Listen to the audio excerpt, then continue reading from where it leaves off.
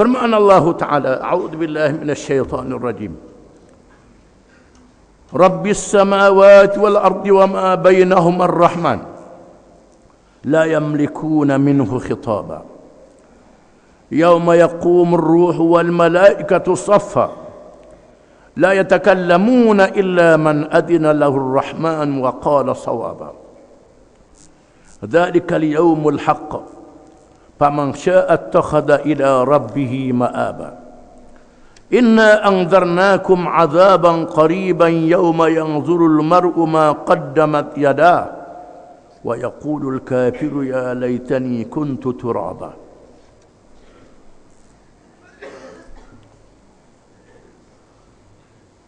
Maksudnya Tuhan yang mentadbirkan 7 petala langit dan bumi dan apa yang ada di antara keduanya. Tuhan yang amat pemurah. Tidak ada sesiapa pun diberi kuasa berkata-kata dengannya untuk memohon pertimbangan tentang balasan atau penggunaan itu.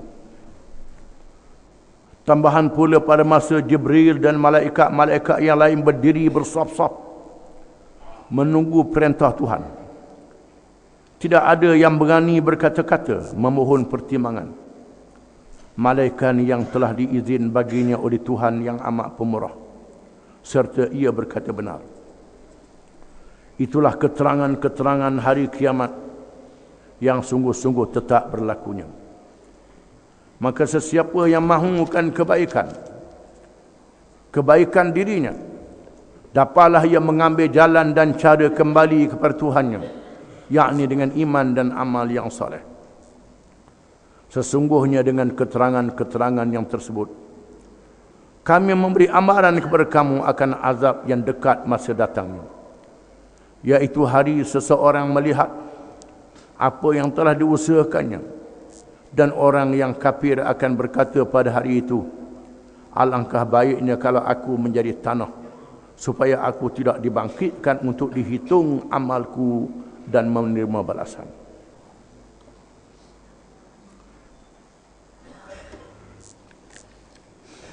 Ayat ini masih lagi menceritakan berkenaan dengan hari kiamat yang wajib kita beriman kepadanya, yang menyatakan berkenaan dengan syurga. Rabbis samawati wal ardi wa ma bainahuma ar-rahmani la yamlikuna minhu khitaba. Ini dari segi ilmu nahwu, ulama nahwu khilaf dalam membacanya. Ada kalangan ulama, di antaranya ialah ulama sahabat Ibn Mas'ud, ulama tabi'in Nafi', Abu Amr Ibn Kathir, Zaid bin Ya'qub, Mufaddal bin Asim. Mereka membaca dengan Rabbus samawati wal ardi wa ma bainahuma ar-rahmanu la yamlikuna minhu khitaba. Dibaca dengan begitu. Kalau baca dengan Rabbi yang kita baca biasa, ini ialah badal kepada yang terdahulu. Mir rabbika rabbi, rabbis samawati wal ardi wa ma bainahuma ar-rahmani. Ar-rahmani jadi sifat kepada rabbi, dibaca dengan bahagian bawah. Baca dengan rabbu, permulaan ayat. Rabbus samawati, dialah huwa rabbu, dialah Tuhan yang menguasai langit dan bumi. Wa ma bainahuma, dan barang yang di antaranya. Ar-Rahmanu, yang maha pemurah, sifat pada Rabbu. La yamlikuna minhu khitaba, mereka tidak mempunyai kuasa lagi untuk berucap pada hari itu. Ibnu Abbas, Asim, Hamzah dan Kasai membaca dengan Rabbis samawati wal ardi wa ma bainahuma ar-Rahmanu. Ar-Rahmanu, Ar-Rahmanu Rabbi. Itu khilaf dari segi ulama nahwu dalam meletakkan ayat. Semuanya ada makna belaka tu, bukan baris sebarang baris. Makna yang berbeza. Kalau barisnya maksudnya sama saja. Tuhan yang memiliki segala langit dan bumi dan barang yang di antara keduanya, di antara langit dan bumi, berada di bawah kuasa Allah Subhanahu wa ta'ala. Itulah Tuhan yang memberi balasan, Tuhan yang melakukan hisab pada hari kiamat kelak. Tuhan yang sangat adil. Adilnya Tuhan tu, dia hisab amalan walaupun dia tahu. Semua yang kita buat Tuhan tahu belaka. Tuhan pakai loh hukum gitu pada apa? Panggil kita membuat ni, hari ni pakai royak gitu je. Boleh. Allah Ta'ala maha mengetahui, maha adil, maha bijaksana. Terlalu adilnya Allah ni. Dia bawa saksi. Dibawa saksi daripada malaikat. Tulisan-tulisan malaikat. Saksi makhluk yang ada yang menyaksikan apa yang kita buat. Kulit kita bercakap. Ini Allah Ta'ala menghukum dengan saksi-saksi dan hujah-hujah yang nyata, bukan dengan tahu saja. Di sinilah mengikut konsep kehakiman dalam Islam. Seorang hakim yang dia bercara di mahkamah, dia kena tengok bukti, tengok hujah, tengok dalil. Tak boleh hukum dengan tahu dia saja. Dengan tahu dia saja. Kita seorang hakim, kita tengok orang tu buat jenayah depan mata kita. Kita jadi tu hakim, bawa dibicarakan. Tak boleh hukum dengan kita tengok itu, tidak boleh. Mesti mendengar keterangan-keterangan daripada yang menuduh, yang membela dua belah pihak. Inilah konsep adil. Dan Allah Ta'ala itu maha adil. Rabbis samawati wal ard. Tuhan yang mencipta, yang menjadi, yang memiliki, yang mengurus segala langit dan isi kandungannya, bumi dan isi kandungannya. Wa ma bainahuma, dan barang yang di antara langit dan bumi. Semuanya ditadbir oleh Allah Ta'ala. Ar-Rahman, yang maha pemurah, yang maha rahmat terhadap hambanya yang tidak terhingga rahmatnya itu. Kalau Allah Ta'ala ukur neraka, memang orang tu layak jadi ahli neraka lah. Itu pun Tuhan ampun lagi. Tuhan ampunkan dosa. Ada jenis yang tak erti bahasa, Tuhan ampunkan dosa pun tunjuk sombong juga. Tuhan buka pintu taubat, tak mahu bertaubat juga. Ni Tuhan yang maha pemurah, sangat adil. Pada hari itu, la yamlikuna minhu khitaba. Mereka tidak memiliki keizinan untuk bercakap pada hari kiamat. Tak boleh nak bercakap apa, kerana semuanya dengan izin Allah, termasuk rasul-rasul, malaikat-malaikat. Siapa sahaja yang memberi syafaat, semua syafaat dengan izin Allah Ta'ala. Yang Allah Ta'ala tak izin, tak boleh beri syafaat walaupun siapa.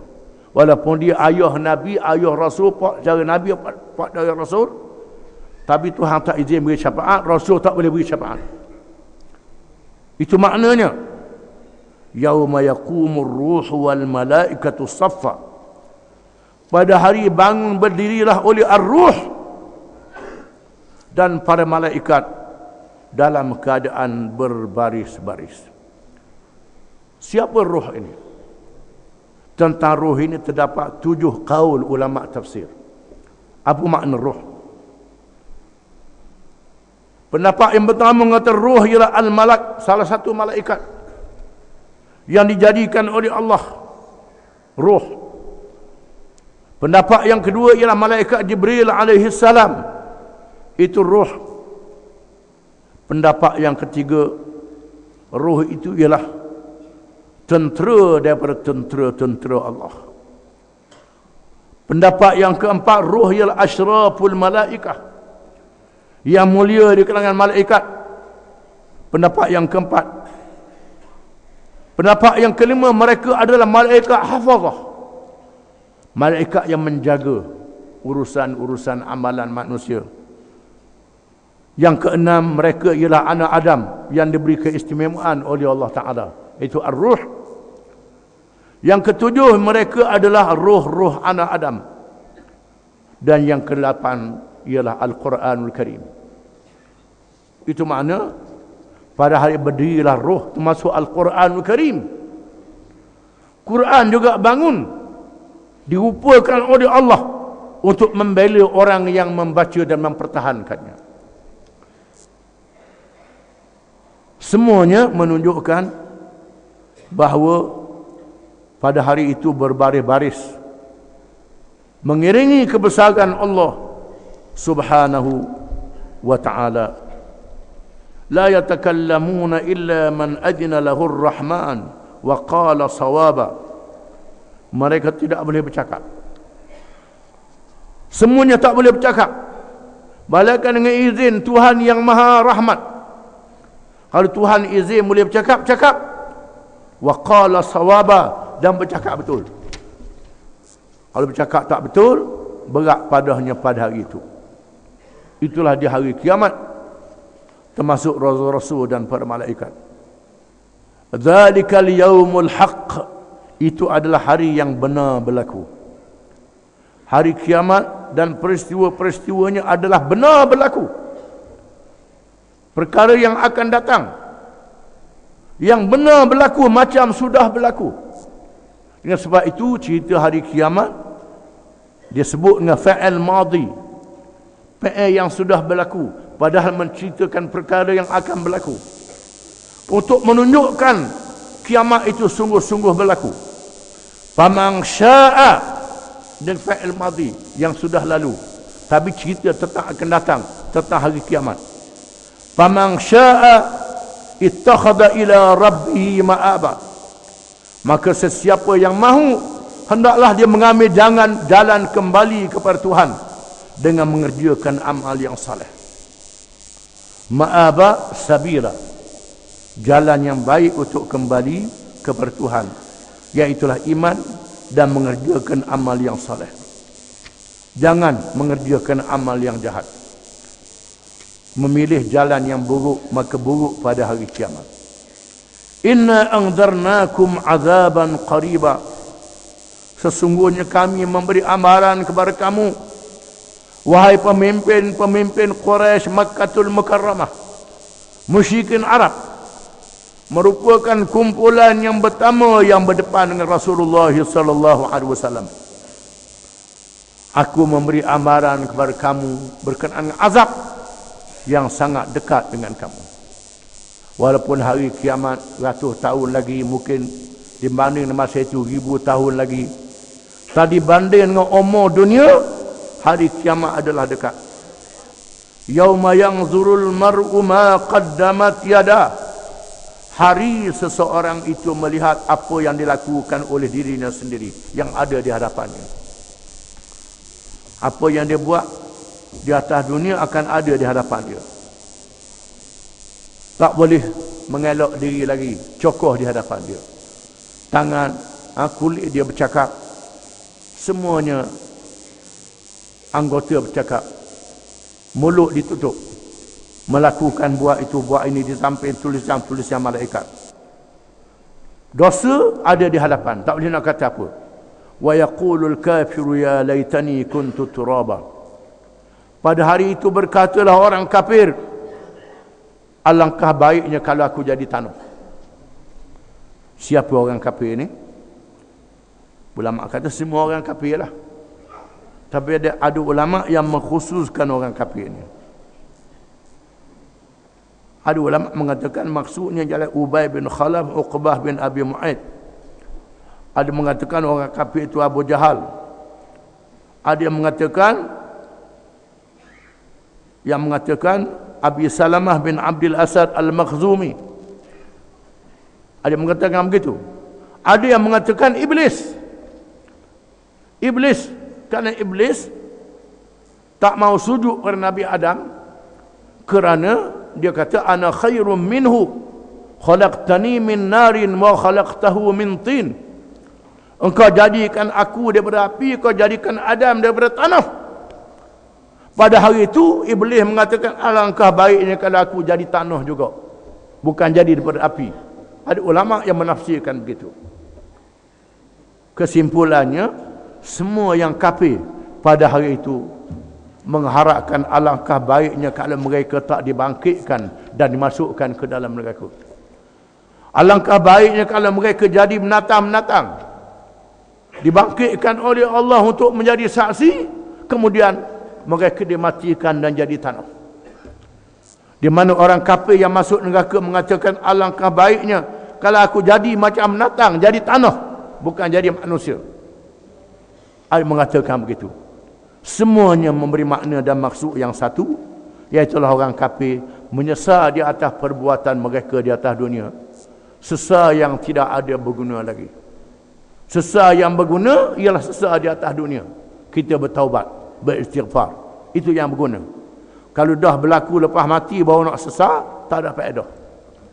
Sesal yang tidak ada faedah. Na'udzubillahi min dzalik. Wallahu a'lam.